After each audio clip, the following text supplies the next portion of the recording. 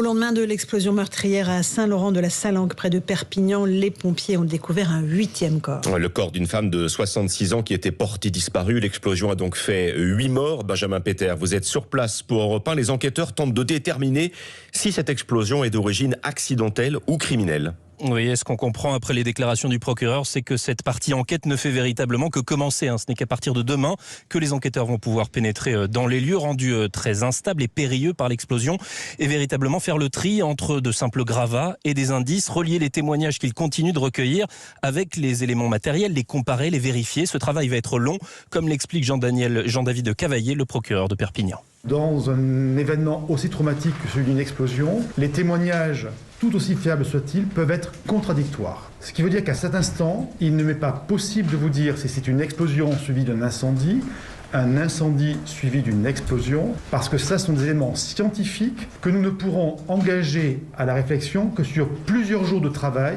Donc à ce jour, je ne vous dis pas quelle est la cause de ce drame. Et c'est à l'issue de ce travail que nous comprendrons si nous sommes sur une thèse criminelle ou sur une thèse accidentelle. Alors toutefois, il le précise, ce sont bien les premières constatations des gendarmes qui ont poussé à ouvrir une enquête pour incendie volontaire ayant entraîné la mort. Une hypothèse que l'enquête viendra donc infirmer ou confirmer. Des investigations qui seront notamment menées par les techniciens de l'IRCGN, les experts de la gendarmerie venus de Pontoise en renfort.